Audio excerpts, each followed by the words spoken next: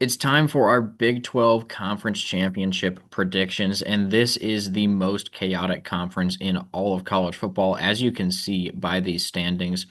And it's going to be so tough for us to actually get these predictions right. But we did our best, throwing in as many upsets as we could during the regular season and pulling off as many unpredictable games as we possibly could. There's a very good chance that we do end up with the correct conference championship matchup. We'll talk about that a little bit later.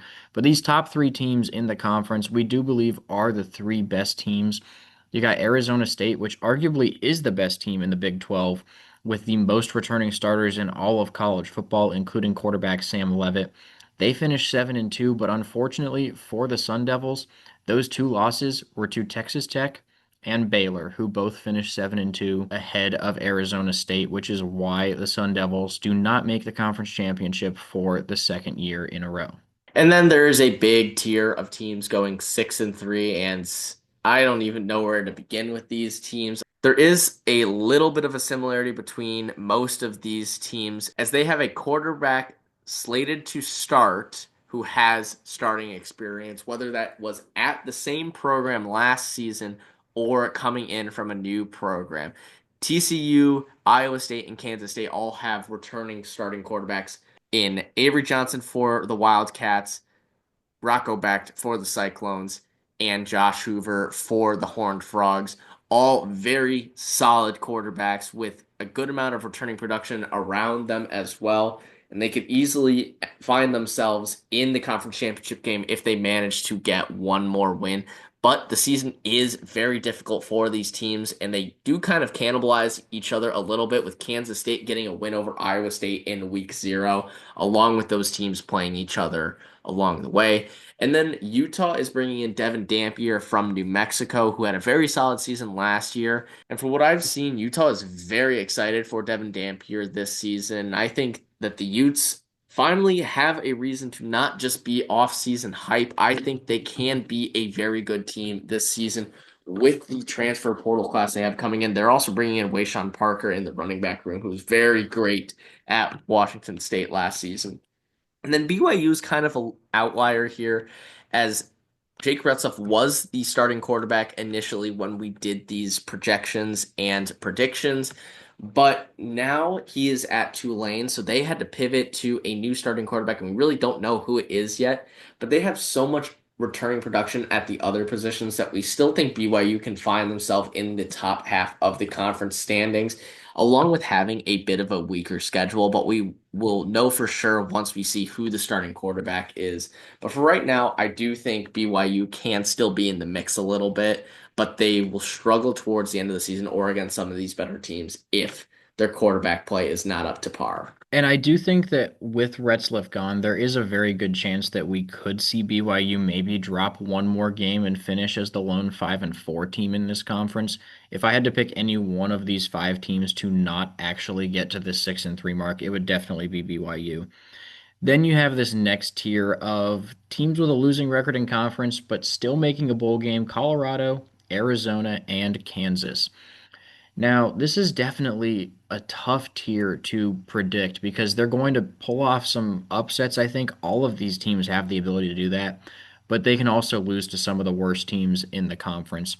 And I think that, with Colorado, you bring in Caden Salter. He's a veteran quarterback out of Liberty, the Shedeur Sanders replacement. I think he's going to do a solid job.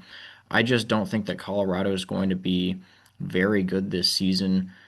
I mean, they weren't that great last year, getting blown out by BYU in their bowl game, despite Shedeur Sanders and Travis Hunter playing.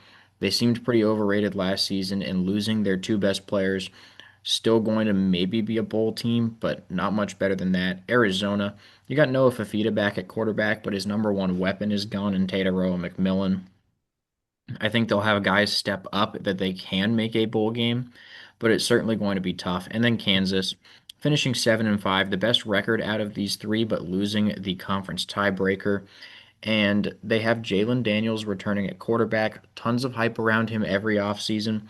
Whether or not he can actually perform remains to be seen, but we can always count on him for one good game, it seems, which is why they're going to get a pretty big upset at some point in the season. The next tier is Cincinnati and Houston, who don't have a lot going for them, but have some good players at the program that makes them a little bit more competitive. And like Jonas said, a lot of the teams in the Big 12 can pull off some upsets and will be fairly competitive against each other. Cincinnati has their starting quarterback, Brendan Sorsby, returning from last year, but a lot of the team is brand new. So it's going to be a lot on Sorsby's shoulders for Cincinnati to succeed this season. But I do think they have a somewhat favorable schedule to maybe get close to that bowl game, but falling just short. And the same thing with Houston as they bring in Connor Wegman from Texas A&M, who is a very solid quarterback, but there is a reason he did end up getting replaced by Marcel Reed and had to leave the Aggies for Houston. But if he's able to be the good quarterback he is and develop a little bit more, then Houston can find themselves in the same situation as Cincinnati, just barely missing out on a bowl game. And maybe if someone drops out for whatever reason, like we saw Marshall do this past year when all their players enter the transfer portal, we could see either of these teams join in and be fairly competitive in that bowl game. And then you have all of the one-win teams at the bottom of the conference. One of the things we were trying to do when predicting the Big 12 was get every single team a win because I think that is a very likely scenario.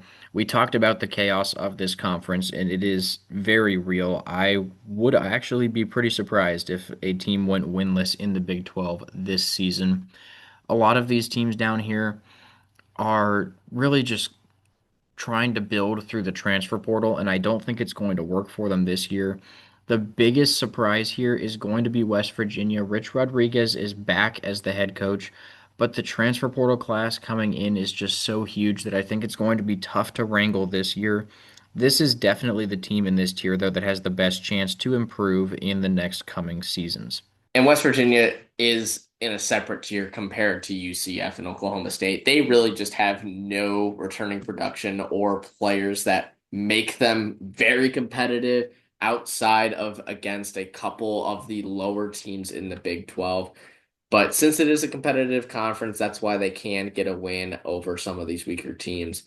But I really don't see either of them managing to get more than that one win in the conference or three wins overall. It's just going to be a bleak season for those two teams. Now we'll move back up to the top of the standings and talk about this conference championship game, as well as Texas Tech and Baylor a little bit more. Both of these teams had solid transfer portal classes. Texas Tech, one of the best in the country. Baylor, it's more on the returning production. Sawyer Robertson back at quarterback for the Bears, Baron Morton for the Red Raiders. And I think that out of these two, it's going to be a really close game between them. They do not play in the regular season. I personally think that Baylor is just a little bit better than Texas Tech. They do pick up a non-conference loss to SMU in our predictions, but they have a strong win over Auburn.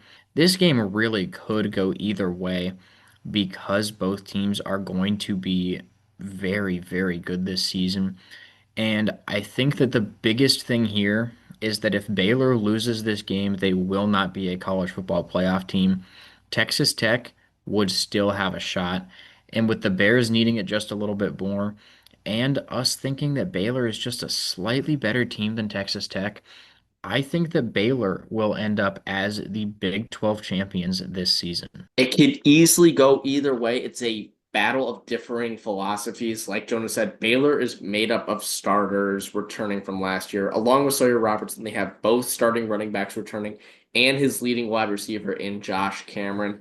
And on the flip side, with Texas Tech, like you mentioned, the number two overall transfer portal class, along with a returning starting quarterback.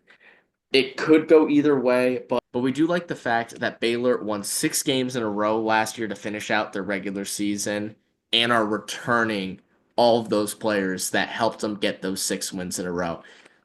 It just seems like Baylor is a team of destiny. We saw it with Arizona State last year. They were an absolute buzzsaw towards the end of the year, competing with just about any team that they came up against.